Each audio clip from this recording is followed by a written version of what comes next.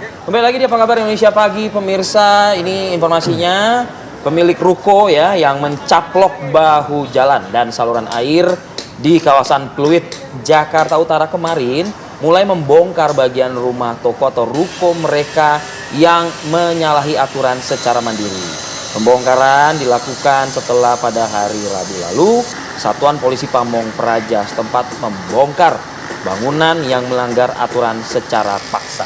Ya, betul. Ternyata petugas Satpol PP hanya melakukan pembongkaran paksa sekitar 80% saja dari total bagian ruko yang menyalahi aturan. Sisanya, para pemilik ruko diberikan kesempatan untuk secara sadar dan mandiri melanjutkan pembongkaran bangunan. Dan pada saat pembongkaran ini juga sebetulnya pada saat Satpol PP melakukan pembongkaran, ini sempat terjadi aksi demonstrasi juga bagi para pekerja di lokasi karena mereka jadi tidak bisa bekerja begitu. Dan ini juga sempat menjadi heboh begitu ya, dan menimbulkan tentunya kemacetan beberapa hari yang lalu. Oke, menjadi perhatian kenapa?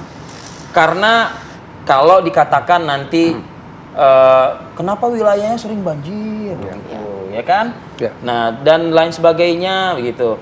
Ya wajar karena di atas saluran tuh ada dapur ternyata, ya kan? Nah, Mas Nirwono Yoga, pengamat atau pakar tata kota sudah hadir di tengah-tengah kita. Terima kasih. Sama-sama sudah hadir. Agak geleng-geleng sih memang. Ya. Kalau di atas saluran pembuangan ternyata ada tempat memasak atau tempat berjualan. Ya. Tempat tinggal juga ada. Betul. Tempat tinggal juga. Tempat tinggal ada. Ya. Itu sebetulnya kan udah jelas dong ya. Patok-patoknya misalnya pagernya di sini. Iya. Itu Betul. kan seharusnya kan jelas. Jelas sekali. Jadi setiap bangunan itu ada namanya garis sempadan bangunan, ya. Garis sempadan bangunan sudah diatur jarak minimal bangunan tadi tidak boleh menempel. Nah, itu menempel kan bisa Atau di atas. atau apalagi di atas, menempel aja nggak boleh, apalagi kalau di atas, mau berupa bahu jalan, mau berupa saluran air atau berupa ruang terbuka hijau, itu semuanya sudah diatur ya. Undang-undang juga ada, PP juga ada, Perda pun semuanya sudah lengkap. Nah, persoalannya ada 3 sebenarnya. 1, setiap kali pemilik bangunan ingin membangun, itu kan harus mengajukan izin dulu. Harus mengajukan izin mendirikan bangunan, atau sekarang namanya persyaratan bangunan gedung ya. Nah, kalau ini dilakukan cek ke lapangan, ini kan baru usulan. Kalau usulannya sudah ada indikasi pelanggaran, harusnya nggak keluar itu. Cek lapangan itu buat apa? Lihat dicek, kan digambar. Nah, Jadi ada pengajuan. ada pengajuan gambar. Petugas ngecek ke lapangan. Dari gambar itu kira-kira kalau ini dibangun akan menutup jalan atau menutup saluran atau berupa ruang terbuka hijau misalnya. Jadi itu bisa di stop dari awal. Jadi jelas Gitu. sebetulnya ada peran aktif dari pemerintah. Dari pemerintah, karena yang mengeluarkan izin adalah pemerintah. Tidak ada satupun, apalagi kalau kita bicara dari ruko bangunan di Pluit, itu kan bangunan komersial. Tidak mungkin dia berani membangun tanpa ada izin IMB dari pemerintah kota Jakarta Utara misalnya. Ya. Nah, IMB ini tidak akan keluar sebenarnya kalau dari awal dilakukan cek lapangan melanggar. 1 itu. Kedua, kalau masih nekat umpamanya, kemudian tetap membangun, itu pun bisa disegel dari awal, belum jadi bangunan ya. Begitu ada indikasi pembangunan langsung disegel, langsung dibongkar juga bisa. Sampai dengan masih ngeyel misalnya, bangunannya jadi misalnya, saat itu juga bisa langsung di stop gitu. Jadi 3 tahapan ini yang menurut saya seringkali diabaikan ya. Jadi tidak mungkin Pak RT itu misalnya ya, pengurus warga setempat tiba-tiba melaporkan pelanggaran, karena pelanggaran itu terjadinya secara bertahap dan sistematis ya. Karena apa? IMB dikeluarkan oleh pemerintah daerah, tidak mungkin IMB keluar oleh warga misalnya, apalagi pengurus RT RW, tidak punya kewenangan itu. 1. Kedua, bangunan itu kan muncul tidak dalam waktu singkat, ada tahapan, ada bulanan, bahkan ada sampai dengan tahunan bangunan kalau bangunannya besar. Dan itu terlihat mata, warga juga melihat. Jadi, nah ini menurut saya menjadi pembelajaran dari kasus ruko bangunan di Pluit ini. Saya yakin ya, kalau Pemda DKI hari ini buka hotline laporan pelanggaran, akan masuk ratusan bahkan ribuan pelanggaran terjadi secara sistematis di wilayah DKI Jakarta. Entah itu di bahu jalan, entah itu di saluran, atau di lahan dari pengamatan Mas Nirwono ya. Selain Pluit, hal serupa. Di mana lagi, Pak? Ya, kami dapat laporan misalnya 3 wilayah utama ya. 1 itu daerah Kemang Jakarta Selatan ya. Banyak bangunan kafe, restoran ya berada di bukan peruntukannya ya. bisa di ruang terbuka hijau, bisa berupa bahu jalan, bahkan ada yang di saluran air. Satu. Kedua, ini juga menarik, ada pemukiman juga di daerah Kemayoran, Jakarta Pusat. Itu juga berdiri di atas saluran, gitu ya. Yang ketiga, yang paling banyak adalah ruang-ruang dalam tanda petik lahan yang terbengkalai. Misal ya, di daerah kolong jalan layang, jembatan layang misalnya. Itu lahan-lahan hijau yang sebenarnya tidak boleh ada bangunan. Tapi dengan kasat mata kita bisa melihat hari ini juga kalau Mas Ari sama Mariam keliling, itu dapat ditemukan di sekeliling kita. Nah, persoalannya ada 3 juga. Satu, apakah warga dalam hal ini diwakili oleh pengurus RT RW berani melaporkan atau tidak? Ya kan? Karena tadi Pak RT yang di Pluit aja langsung didemo oleh pemilik bangunan. Ya. Itu kan tidak mudah ya, karena memang ya sedikitnya atau terancam juga kan ya, sebetulnya betul, mereka ini yang mengadu nasib atau berdagang UMKM di situ. Betul sekali, betul. Itu satu kan. Yang kedua yang tidak kalah penting adalah apakah aparat kelurahan misalnya setiap hari keliling daerahnya enggak? Karena kan yang tahu wilayah persis itu pelanggaran kan pihak kelurahan. Pemilihan terkecilnya kelurahan. Kalau dia keliling setiap kelurahan, dia akan mudah melewat mana RT RW yang terjadi pelanggaran pemukimannya misalnya atau bangunannya gitu kan. Yang ketiga, sosialisasi. Ya, sosialisasi ini kunci bahwa mereka tahu berdiri di atas ruang yang tidak boleh atau tidak. Kalau jalan orang kasat mata mudah lihat, saluran air misalnya ketutup itu juga mudah terlihat misalnya. Jadi ini hal-hal yang setiap hari sering kita lihat, tapi mohon maaf ini sering kita abaikan. Ya, sayangnya kalau sudah viral baru kita bertindak. Gitu. Ini menurut saya juga bukan contoh yang bagus kalau semuanya diviralkan misalnya kan. Gitu, pembelajarannya di situ sebenarnya. Nah, tapi ini kan nasi sudah menjadi bubur nih Pak istilahnya ya. Sudah banyak yang dibangun. Apalagi tadi Bapak sudah mengatakan ada ratusan lebih mungkin bangunan yang tidak hanya Pluit tidak hanya Pluit, di Kemang dan lain sebagainya ya Pak ya. Tapi langkah selanjutnya yang bisa ditindaklanjuti seperti apa? Apakah sekarang warga bisa berbondong-bondong melaporkan mereka yang melanggar atau seperti apa nih Pak? Kalau ini kan karena menjadi viral, oke ditindaklanjutkan. Tapi yang lain ini gimana nih Pak? Betul. Jadi sebenarnya gini, ada 3 ya. Masa rumah orang harus dibongkar, dia harus pindah gitu Mbak? Nah, itu ya, betul. Seperti yang di Kemayoran. Ya betul. Kalau itu jadi patokan, maka harus dibuat prioritas. Ya, tidak mungkin dari dalam satu saat ya ada ribuan pelanggaran ditertibkan. Nah, prioritas ini ditentukan oleh siapa? Satu, oleh masalah bencana. Kalau daerahnya memang penyebab banjir, tadi mempunyai bangunan di saluran air, maka tidak ada pilihan kan. Apalagi ini musim kemarau, sebelum musim hujan datang, ini kan saat paling bagus untuk menata. Berani nggak, umpamanya Dinas Sumber Daya Air ya dan Dinas Cipta Karya dan Tata Tanah ya pertanahan melakukan inspeksi, cek saluran air di mana saja yang tertutup oleh bangunan.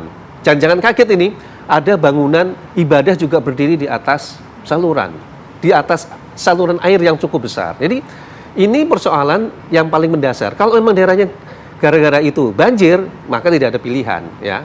Daripada kita menunggu banjir di bulan berikutnya, kan lebih baik penertiban itu di musim kemarau, bukan di musim hujan misalnya. Satu, jadi ada prioritas. Kedua, tentu daerah-daerah yang rawan kebakaran ya. Rawan kebakaran ini terjadi terutama daerah-daerah yang bukan peruntukan untuk pemukiman ya. Kita sering melihat bangunan di bawah kolong jalan layang misalnya, padahal daerah situ sangat tidak layak huni dan rawan kebakaran. Ini kan daerah yang menurut kita harusnya dicegah gitu. Yang ketiga tadi, sudah tahu ini bahu jalan untuk pedestrian, untuk pejalan kaki, masih ditutup oleh bangunan. Ini kan hal sehari-hari yang harusnya juga menjadi perhatian warga. Penjajah ya berarti. Mencaplok ya, ya tuh. Jadi ini hal yang menurut saya perlu. Karena sisi ada haknya seseorang gitu. Ya. Tapi dikatakan sini ya saya juga berhak juga di situ. Betul. Dan sini aturan yang harus ditegakkan. Itulah gunanya aturan ditegakkan kan. Betul. Karena kalau tidak, semua ruang publik nanti dianggapnya menjadi milik masyarakat. Namanya ruang publik kan, semua berhak begitu. Padahal ada aturan mana ruang publik yang tidak boleh diokupasi oleh privat, mana ruang publik yang benar-benar digunakan untuk kepentingan publik. Jaza sudah ada regulasi. Betul. Ada, Mbak. Dari Banyak loh, sudah ada ya, Pak ya? Ada, Mbak, banyak. Ada regulatornya. Ada operatornya. Betul. Seharusnya itu berperan semua. Sangat berperan. Artinya kalau itu digerakkan, mulai dari tingkat RT RW ya untuk melaporkan atau dibalik pihak kelurahan yang keliling melakukan sidak misalnya, maka dengan mudah kita akan mengikuti pelanggaran. Terpikir nggak oleh Mas Nirwono? Ya. Itu Pak RT, ya. kira-kira sampai harus melakukan hal yang viral seperti itu, apa buntu atau apa? Nanti kita bahas. Betul, siap. Nanti kita bahas. Ya. Oke, kita jeda dulu ya, yuk. Ya. Nanti kita juga akan lihat dong potretnya secara langsung ya. Ya, seperti apa lokasi, sebetulnya pencaplokan yang dilakukan dan pembongkaran sudah Ya. sejauh mana yang dilakukan. Usai jeda tetaplah bersama kami. Oke, Mas Irono menyambung Ya, pertanyaan saya menarik. tadi yang sempat terputus. RT adalah mungkin bisa dikatakan perwakilan warga, tapi dia juga jembatan penghubung ya, Iya, ke pemerintah. kepada pemerintah, Betul. gitu ya. Makanya kita mengatakan RT ini, RW ini itu biasanya tuh bagian dari pemerintah juga, Iya, gitu. betul. Sampai akhirnya harus bersih tegang ya. Ya. Artinya head to head dengan warga. Dengan warga sendiri ya, Nah, Bang. itu Betul, loh ya kan. betul, betul. Apa yang menurut Mas Nirwono terjadi? Ya. Komunikasi buntu atau memang sudah abai, Ya. cuek, nggak diurus atau bagaimana? Betul, Gitu? ada 3. Sebenarnya ini tidak akan muncul masalah kalau Pak RT pada saat awal menegur pemilik bangunan itu ditindaklanjuti. Jangan lupa Pak RT itu sudah menegur tahun 2019. Ya, artinya jauh hari kan di situ. Bener tuh Pak RT udah negur tuh. Nah, itu diajukan dengan surat pengaduan ke kelurahan kecamatan. Dan buktinya itu ada. Ya, itu sudah ada buktinya dan itu dibuktikan. Itu yang dikeluhkan kenapa selama 4 tahun tidak ada proses. Nah, Artinya pihak kelurahan kecamatan kan tidak respon. Di luar kasus momennya pada saat itu pandemi misalnya. ini menarik Ya. nih. Oh, pandemi ya alasannya. Ya kan 2020 kan pandemi Nah, sudah. ada nggak mungkin alasan Ya. selain pandemi? Gitu, misalnya, gitu, ya kan? Ya pasti ada alasan, misal umpamanya, kenapa IMB itu tetap diproses dibangun? Kan Padahal itu kan tadi kan di awal Mas mengatakan ada pengecekan. ada ya? pengecekan ke lapangan, itu kan nggak tergantung pandemi sebenarnya untuk mengecek ke lapangan ya. Artinya ada proses dalam tanda petik dibiarkan. Dibiarkan. Ya, biarkan karena apa? IMB tetap keluar, pembangunan tetap jalan, begitu kan bahkan beroperasional. Berarti kan ada dibiarkan- izin usaha. Dibiarkan Gitu. berarti jangan ada yang mengalir. Jangan-jangan. Nah, Ya, gitu maksudnya. itu menurut saya tugas dari pihak wali kota dan terutama gubernur. Oh. IMB itu kan pasti ada izinnya. Siapa yang mengeluarkan, kapan itu bisa dimintain pertanggungjawaban. Harus ada pengecekan, tetapi- Sampai dengan jenis usahanya siapa yang mengeluarkan. Jadi tidak ada yang tiba-tiba. Baik. Oke. Semua terjadi secara proses dan sistematis. Dan itu mudah untuk diurut. Siapa yang bertanggung jawab terhadap kesalahan tersebut. Harusnya Oke, bisa dilihat itu ya. poin satu Sangat baru bisa. tuh. Baru Dua dan satu. tiganya belum tuh. Belum. Ya. Nah, tapi kita akan memantau langsung Ya, Pak, ya. bagaimana Betul, Mbak. perkembangan Betul. kondisi terkini di sana di Ruko di Pluit. Selamat pagi Faris, silakan laporannya apakah proses pembongkaran ini sudah usai 100% atau seperti apa?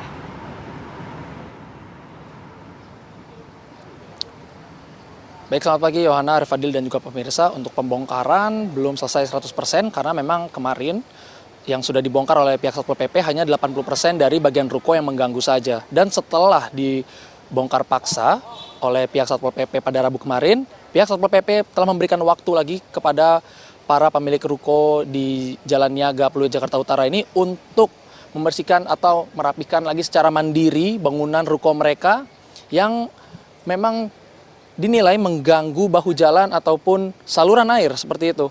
Lalu hasil kami tadi mengobrol juga dengan salah seorang pemilik toko bahwa ia menilai saluran air itulah menurut mereka yang menimbulkan bau-bau yang kurang sedap seperti bau got. Dan mereka juga mengaku belum mendapatkan himbauan dari RT setempat mengenai adanya pembongkaran secara paksa dari pihak Satpol PP ini. Meskipun sebelumnya memang pihak Satpol PP telah memberikan juga kesempatan bagi para pemilik ruko untuk membereskan bagian ruko mereka yang diduga menghalangi bahu jalan, mengganggu bahu jalan seperti itu. Pada hari Jumat 19 Mei kemarin dan 4 hari diberi waktu sampai Selasa 23 Mei kemarin. Namun karena baru 4 ruko saja yang melakukan pembongkaran secara mandiri dari 42 ruko yang ada di sini, maka dari itu pihak Satpol PP melakukan pembongkaran secara paksa pada Rabu kemarin. Dan pemirsa dapat Anda lihat saat ini sudah banyak yang melakukan pembongkaran secara mandiri juga di sini. Arif Fadil, Yohana dan pemirsa. Dan terlihat tapi masih banyak mobil yang parkir di kawasan ini, di bahu jalan ini. Dan pastinya pihak Satpol PP juga terus memantau dan memonitor pembongkaran yang dilakukan oleh pemilik ruko. Jika dilihat di yang Anda saksikan layar kaca saat ini merupakan ruko blok Z4. Berbeda dengan di seberang ya, di Z8 itu masih belum terlalu banyak yang melakukan pembongkaran secara mandiri. Memang tadi sempat mengobrol juga dengan beberapa petugasnya, bukan pemilik dari ruko-ruko tersebut. Ada yang bilang belum tahu kapan, ada yang bilang dalam beberapa waktu dekat. Dan hingga saat ini tidak ada kami lihat, menurut pantauan kami tidak ada kami lihat alat berat dari pihak Satpol PP. Namun memang banyak rombongan-rombongan orang yang akan membongkar, namun dari mandiri, bukan dari pihak Satpol PP, dari pemilik ruko itu sendiri. Memang belum dikatakan 100%, tapi sudah banyak di sini Arif Fadil, Yohana, dan pemirsa yang telah melakukan pembongkaran secara mandiri. Dan sebelum kami menuju ke sini juga tadi jalanan sempat macet sedikit. Bahkan mungkin saat ini jika dilihat, sudah agak lengang. Namun tadi saat kami sampai macet karena memang terganggu juga oleh parkiran-parkiran seperti ini. Mungkin diharapkan dengan dibongkarnya bagian-bagian yang dinilai mengganggu bahu jalan itu bisa mengurai kemacetan yang biasa terjadi di sini dan juga tidak mengganggu saluran air seperti yang dikatakan oleh pihak Satpol PP yang masih terus memantau dan memonitor pembongkaran yang dilakukan secara mandiri oleh para pemilik toko. Untuk sementara demikian, Arif Fadil, Yohana, kembali ke Anda. Faris, bantu mata kami semua ya. Sebetulnya posisi saluran air bisa Anda tunjukkan nggak sih? Di mana posisi saluran air tersebut ya? Dan apa yang terjadi di atas saluran air tersebut sebelum pembongkaran dilakukan? Ada apa di atas saluran air tersebut? Menurut dari informasi yang kami dapatkan dari warga sekitar, memang saluran air itu tepat berada di bagian-bagian depan ruko ini, Arif Fadil. Maka dari itu inilah yang dinilai mengganggu saluran air. Maka dari itu pihak Satpol PP memilih untuk membongkar secara paksa karena sebelumnya juga telah diperingati pada Jumat 19 Mei dan diberi waktu 4 hari lamanya sampai Selasa kemarin. Namun hanya 4 dari 42 ruko yang melakukan pembongkaran secara mandiri. Jadi di situ Fadil. Ya. Di layar kaca. Ya. Kembali ke Anda.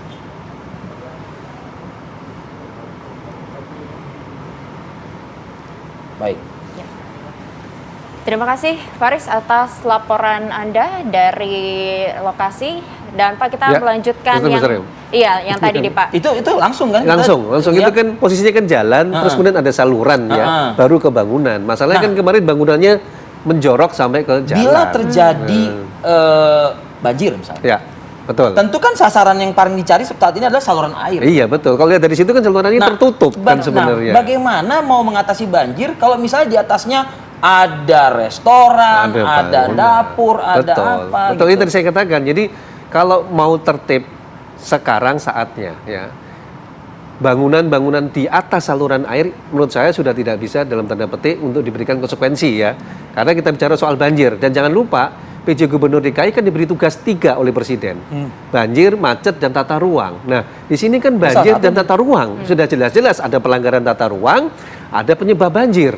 Sehingga diperlukan apa? Ketegasan dan keberanian dari PJ Gubernur. Karena saya yakin tidak hanya di ruko bangunan di Pluit saja nih Mbak Maryam, Mas Arief. Jadi kalau memang kita serius membenahi banjir, apalagi tadi dalam konteks yang menertibkan tata ruang, PJ Gubernur dapat melakukan sidak, ya.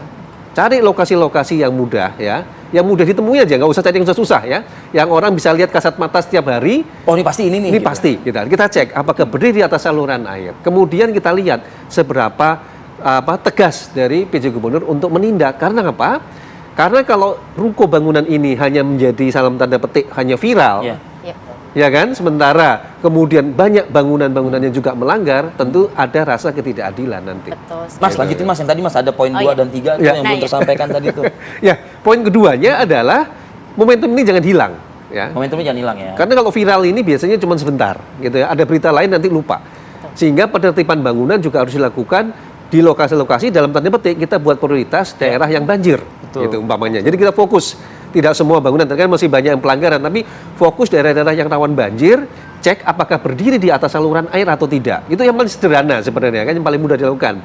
Di sini kerjasama dari pengurus RT RW, tentu dari pihak kelurahan yang paling terdekat lokasinya. Kalau kita mengharapkan dari dinas provinsi sulit, ya, karena terlalu jauh gapnya, kan. Tapi kalau pihak kelurahan, pengurus RT RW kan yang ada setiap hari. Nah, ketiga yang tidak kalah penting ini harusnya memberikan kesadaran bagi seluruh masyarakat, semua publik ya, tidak terkecuali. Jadi jangan sampai dibeda-bedakan, umpamanya karena ini tadi dikatakan Mas Arif menghambat untuk tempat usaha. Tidak sebenarnya, ya, bukan untuk menghambat, tapi tadi ada masalah besar soal banjir, soal tata ruang yang juga harus dilakukan oleh masyarakat bersama-sama menyelesaikan masalah tadi. Oke, baik. Nah, dari pihak PJ Gubernur tadi kan bisa berkeliling ya Pak ya? Tapi kalau misalnya dari warganya sendiri nih Pak, apa yang mungkin bisa mereka lakukan ketika mereka menyadari, waduh ini memang rawan banjir begitu karena... Atau juga mereka di situ kan korban juga. Nah, korban juga. Nah, pantesan nih banjir betul. terus nih. Nah, kira-kira laporan yang mereka bisa lakukan apa langkahnya? Dan kalau misalnya tadi kan seperti Pak RT tersebut kan mungkin karena tidak ditanggapi oleh pihak-pihak tertentu. Ini apakah memang harus viral seperti mungkin buka hotline gitu seperti Pak Jokowi, kita berkaca ya Pak ya, dari yang jalan rusak ini menjadi viral juga dan akhirnya banyak warga yang berbondong-bondong memvideokan. Nah, apakah itu juga akan membantu atau seperti menurut saya langsung dua arah ya kalau kita melihat ini ya. Satu, tentu Pemprov DKI harus membuka hotline ya. Bahkan Pak PJ Gubernur juga bisa membuka akun pribadi seperti Pak Jokowi ya untuk menerima langsung aduan lokasi-lokasi mana saja yang dianggap pengurus RT, RW dan warga sebagai penyebab banjir misalnya ya. Itu satu. Jadi ada dari bottom up juga, tetapi juga tadi top down. Pihak kelurahan harus melakukan inspeksi ke wilayahnya masing-masing karena dia yang paling bertanggung jawab di lingkungan administrasi paling kecil ya. Sehingga ada informasi bahwa yang disampaikan oleh warga tadi benar, dicek oleh pihak kelurahan itu juga benar. Sehingga bisa dilakukan tindakan gitu. Kalau tidak, tadi saya katakan momentum itu hilang tadi Mas Arif. Nanti kita nunggu lagi nih pada saat banjir, mamanya, bangunan ini penyebab banjir baru ribut lagi. Padahal itu bisa dicegah sejak awal. Momentum itu ada dua kan sebetulnya kan? Momentum kita ayo bersih-bersih. Betul. Atau momentum nunggu banjir dulu nih kan, mumpung musimnya belum datang. Betul. Lebih baik kan mencegah. Nah, di musim kemarau ini justru saatnya untuk melakukan penertiban. Tadi fokus saja daerah-daerah rawan banjir di Jakarta itu kan jelas. Misal kalau kita bicara Kemang, itu kan daerah paling tempat sering banjir misalnya. Itu kan bisa dilakukan juga sidak misalnya. Kemudian di daerah sekitar Green Garden di Jakarta Barat misalnya, itu juga langganan banjir. Jadi kita bisa memetakan Kelapa Gading misalnya itu juga daerah rawan banjir. Petakan saja daerah-daerah rawan banjir, lakukan sidak. Itu paling mudah, paling gampang ya. Sehingga kita bisa mengetahui, mengidentifikasi terutama bangunan yang berdiri di atas saluran air dulu lah.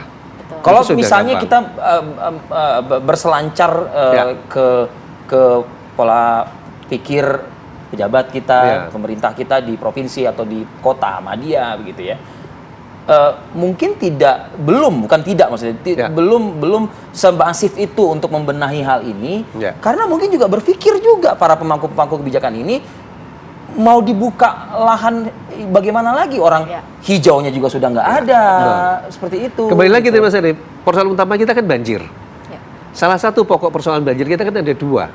Satu, daerah resapan yang berkurang. Resapan dibutuhkan. Betul kan? Resapan berkurang. Kedua, yang tadi itu banyak pelanggaran-pelanggaran bangunan yang berdiri bukan pada peruntukannya. Apalagi kalau bicara soal saluran air gitu kan. Di tepi sungai, menjorok ke dalam sungai misalnya. Jadi kan kita cegah dulu penyebab utama banjir. Nah ini yang harusnya dilakukan daripada kemudian saat banjir baru kita ribut. Nggak dibikin pun bangunan di atas saluran air, ya bisa optimal nggak pencegahan banjir? Secara teknis tidak.